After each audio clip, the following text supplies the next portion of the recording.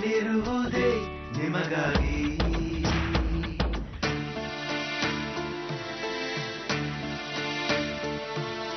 ಸೌಭಾಗ್ಯಳಿಗೆ 3 ತರಹದ ಸಹಾಯಗಳು ಬೇಕಾಗಿವೆ.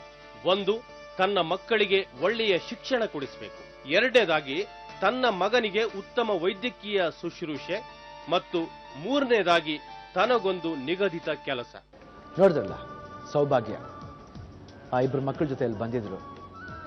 ಅವ್ರಿಗೆ ಗಂಡ ಇಲ್ಲ, ಅವ್ರ ತಂದೆ ತಾಯಿ ಇಲ್ಲ, ಯಾರು ಇಲ್ಲ ಹೆಲ್ಪ್ಗೆ.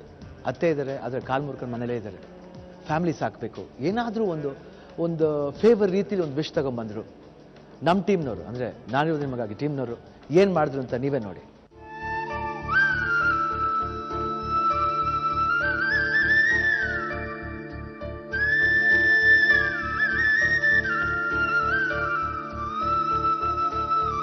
ತನ್ನ ಕಾಯಿಲೆಯ ಮಗ ಹಾಗೂ ವೃದ್ಧ ಅತ್ತೆಯನ್ನ ನೋಡಿಕೊಳ್ಳುವ ಕಾರಣದಿಂದ ಸೌಭಾಗ್ಯಳಿಗೆ ಕೆಲಸಕ್ಕೆ ಹೋಗುವುದು ಅಸಾಧ್ಯವಾಯಿತು. ಅದೇ ವೇಳೆ ಅವರಿಗೆ ಆದಾಯದ ಒಂದು ಮಾರ್ಗವೂ ಬೇಕಾಗಿತ್ತು.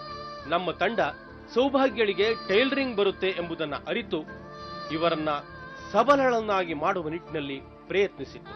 ನನ್ನ ಹೆಸರು ಅನ್ನಪೂರ್ಣ ಅಂತ. ಅವ್ರ ತಾಯಿ ಮಾತ್ರ ಬಹಳ ಚೆನ್ನಾಗಿ ನೋಡ್ಕೊಂಡಿದ್ರು. ಅವ್ರಿಗೆ ಕಷ್ಟ ಅನ್ನೋದೇ ಹೇಳ್ಕೊಟ್ಟಿದ್ದಿಲ್ಲ. ಮೇನ್ ಆಗಿ ಈ ಗಂಡ ಮದ್ವೆ ಆದ್ಮೇಲಂತೂ ಬಹಳ ಪ್ರಾಬ್ಲಮ್ ಪಟ್ಟಿದ್ದಾಳೆ. ಅಂದ್ರೆ ಅಷ್ಟು ಹೇಳ್ಕೊಳಕ್ ಆಗಲ್ಲ. ನಾವು ಓದ್ತಾ ಇದ್ವಿ, ಅವಳ ಪರಿಸ್ಥಿತಿ ನೋಡ್ಕೊಂಡು ನಮ್ಗೆ ಕಷ್ಟ ಅನಿಸ್ತಾ ಇತ್ತು.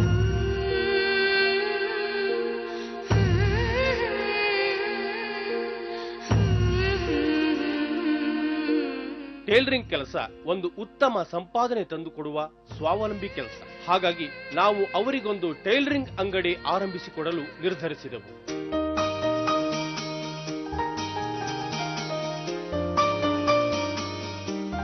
ಶಿವಣ್ಣನವರ ಸಲಹೆ ಮೇರೆಗೆ ಬೆಂಗಳೂರಿನ ಮ್ಯಾಗ್ನಾ ಮಲ್ಟಿಮೀಡಿಯಾ ಸೊಲ್ಯೂಷನ್ಸ್ನ ಮಾಲೀಕರಾದ ಮುಕುಂದ ಅವರು ಸೌಭಾಗ್ಯಳ ಬದುಕಿಗೆ ಅನುಕೂಲ ಮಾಡಿಕೊಡುವ ನಿಟ್ಟಿನಲ್ಲಿ ಟೈಲರಿಂಗ್ ಕೆಲಸ ಗೊತ್ತಿದ್ದ ಸೌಭಾಗ್ಯಳಿಗೆ 2 ಹೊಲಿಗೆ ಯಂತ್ರಗಳನ್ನು ಕೊಡುವುದರ ಮೂಲಕ ನೆರವಾದರು.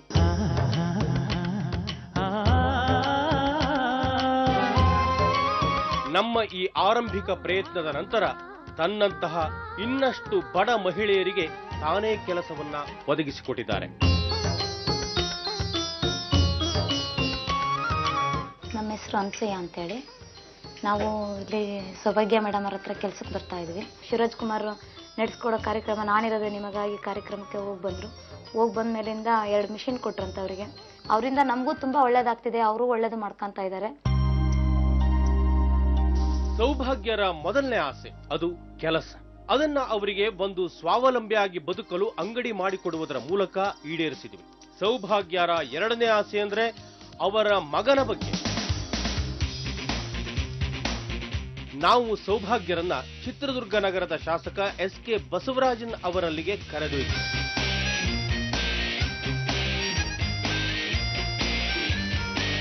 ಅವರು ಸೌಭಾಗ್ಯರ ಮಗನ ಸಮಸ್ಯೆಯನ್ನ ಕೇಳಿದರು ಮತ್ತು ಆತನನ್ನ ಆಸ್ಪತ್ರೆಗೆ ಕಳಿಸಿ ವೈದ್ಯಕೀಯ ಚೆಕಪ್ ಮಾಡಿಸಿದರು.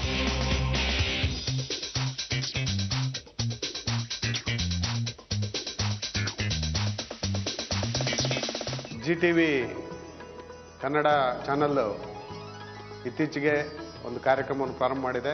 ನಾನಿರುವುದೇ ನಿಮಗಾಗಿ ಅನ್ನುವ ಒಂದು ಕಾರ್ಯಕ್ರಮ ಶಿವರಾಜ್ ಕುಮಾರ್ ಅವರ ಒಂದು ನೇತೃತ್ವದಲ್ಲಿ ಆ ಕಾರ್ಯಕ್ರಮ ನಡೀತಾ ಇದೆ.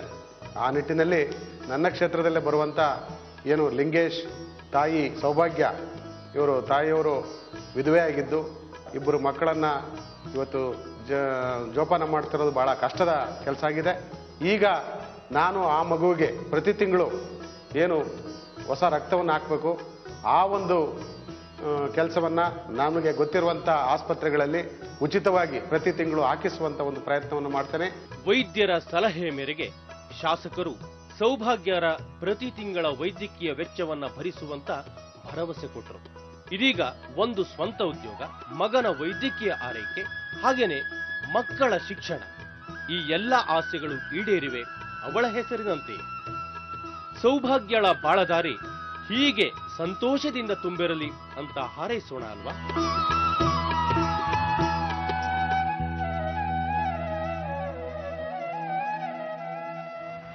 ನಾವು ಕೇಳ್ಕೊಳ್ಳೋದು ಇಷ್ಟೇನೆ, ದುಡ್ಡು ಕೊಡ್ಬೋದು. ಅದೇ ದುಡ್ಡು ಬಂದ್ಬಿಟ್ಟು ದುಡ್ಡು ಕೊಟ್ಟರೆ ಎಷ್ಟು ವರ್ಷದವರೆಗೂ ಸಾಕ್ಬೋದು ಹೇಳಿ? ಒಂದು ವೇ ಆಗಬೇಕು. ದುಡ್ಡಿನ ರೀತಿಲಿ ಒಂದು ವೇ ಆಗಬೇಕು ಆಕೆಗೆ. ಅದಕ್ಕೋಸ್ಕರನೇ ಈ ಏರ್ಪಾಡ್ಲ ಮಾಡಿರೋದು. ನಾನು ಕೇಳ್ಕೊಳ್ಳೋದು ಅಷ್ಟೇ. ನಾನು ಹೆಂಗೆ ಒಂದು ಸ್ಟೋರಿ ಹೇಳಿದೆ ಇಲ್ಲಿ ಬರೋಕ್ಕೂ ಮುಂಚೆ, ಅಂಬಾನಿಯವರು ಎಷ್ಟು ಕಷ್ಟಪಟ್ಟು ಮೇಲೆ ಬಂದರು. ಸೊ ಆ ರೀತಿ ಒಂದು ವೇನ ನಾವು ಸೌಭಾಗ್ಯರು ಕೊಟ್ಟಿದ್ದೀವಿ. ಈ ಸೌಭಾಗ್ಯ ಅವ್ರ ಲೈಫಲ್ಲಿ ಸೌಭಾಗ್ಯನ ತರಲಿ, ಅವ್ರ ಫ್ಯಾಮಿಲಿನ ಚೆನ್ನಾಗಿ ನೋಡ್ಕೊಳ್ಳಿ ಅಂತ ಕೇಳ್ಕೊಳ್ಳೋದು ಅಷ್ಟೇ ಕೇಳ್ಕೊಳ್ಳೋದು, ಇನ್ನೇನಿಲ್ಲ. Thank you. ನಾನಿರುವುದೇ ನಿಮಗಾಗಿ.